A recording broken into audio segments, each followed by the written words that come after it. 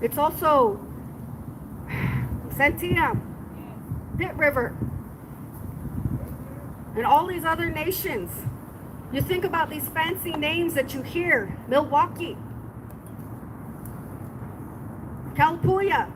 Those were indigenous names of people who occupied these lands. And when you look at these old maps, they have all these lines drawn of these borders that were assumed. But the truth is, we had no borders because we didn't believe in land ownership. How are you going to own something that was here before you and will be here after you? Nature is in charge. We're not in charge. This building right here, that's just a temporary building built on resources that are not going to last forever. And this right here, like I said, was a continuation because this nation has always had a problem with others. It's always had a problem with people coming here from somewhere else. It's like even back before the Civil War, who was getting attacked too? It was Italians and Irish, being told that they were others, that they weren't American. They were treated just the same as people here. Families separated and denied, home ownership the same. When we had black people that were free, we talk about Juneteenth yesterday. That wasn't even the first day people had their freedom. That was just the time when laws said they did. It still took them freeing themselves. Right now, we can't wait on officials to try to shut this down because officials never really do the job. It's always the job of the people to fix the problems that the laws will not.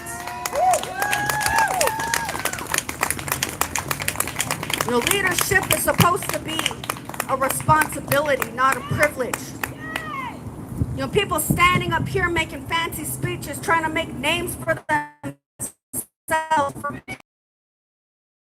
Someone supports you, they expect action behind your words.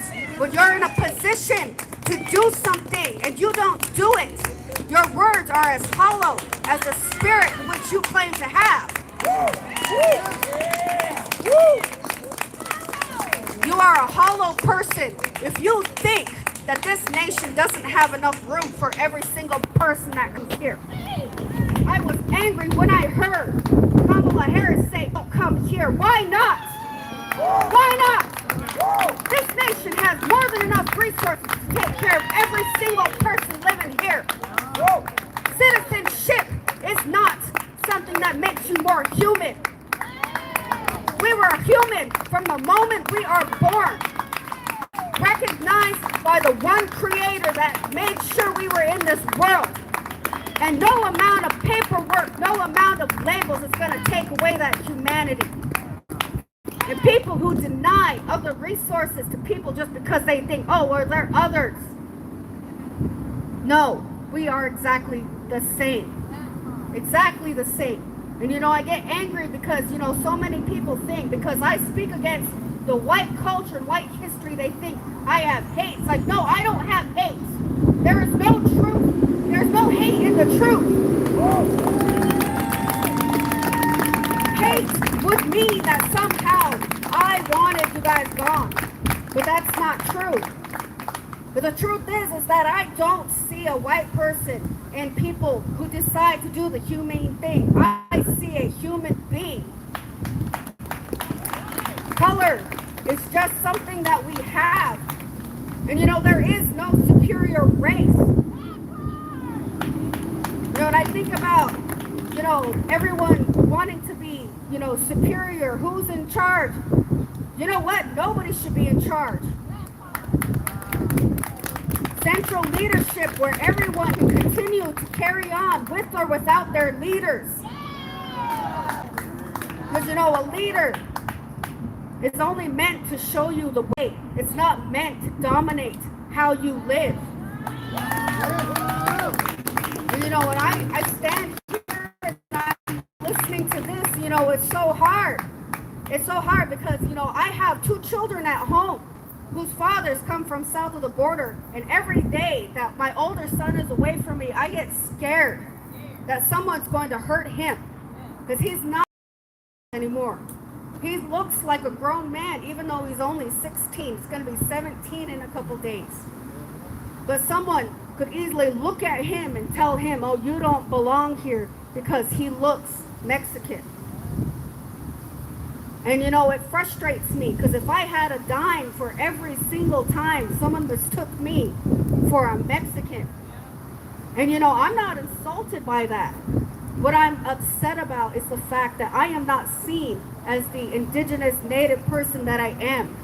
That people will talk to me in Spanish before English, and I'm not even offended by that. I just am sad because my people are seen as something from the past. Native people for a long time were seen as times. When I moved to Portland, the first 5 years, how many people told me, oh, I'm surprised there's still Indians. And it's sad. It's sad because, you know, the history of our people is deeply ingrained in everything in American culture, and yet somehow it's not recognized for what it is. And, you know, the biggest insult in this nation is that the original people are the last to be acknowledged and the first to be pushed out. And, you know, right now, I guarantee you, there's nobody in this building that had to come from across the sea. There's nobody in there whose ancestors didn't walk across that border at some point. The history of our nation is that our people occupied this whole land from the top of Alaska all the way down to the bottom of Chile. We walked those migratory routes since time immemorial, and that didn't change just because they drew lines in the sand. That didn't stop us when they dug that Panama Canal. All they did was make it harder. You know, there's nothing in this Constitution and these borders that, you know, makes it okay to tell people who have always been here that they don't belong here anymore. That is the damn nerve of it. Because imagine someone showing up at your doorstep needing help. You invite them in, you help them out, you teach them how to live. And then all of a sudden they want your whole house.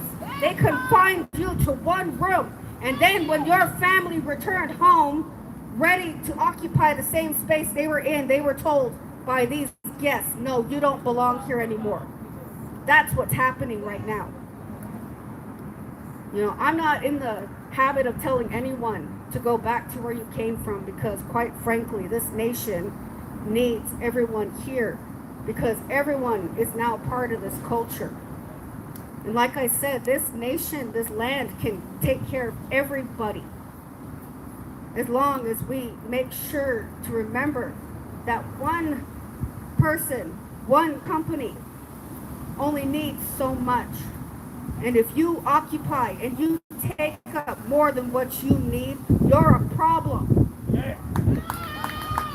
You are a problem if you decide that you are entitled to more than the next person. We all need the same thing. We all need clean air to breathe, clean water to drink, healthy food to eat, and a place to lay our head down at night. There's nothing that can take any of those rights away. Certainly not where we come from. And I just want to say again, thank you everyone for being here. And if you can, come back again, bring more people with you, continue to talk about this. Immigration has always been an issue for other people because as long as this country keeps saying that other people can't come here, it's always going to be a hypocrite. That is what this is. This is hypocrisy in physical form at its worst. To tell people they can't come here when you yourself are an immigrant. That's the worst kind of hypocrisy. And I thank all of you, especially you that are European descendants, for being here, for allowing us to say these things. Because it's important for you to know these things too, because you've been lied to too. You've been told and fed the same lies that I have. And I don't hate anybody, but I certainly don't have to like what people do. I thank you. Thank you everyone for being here. And pray for these families.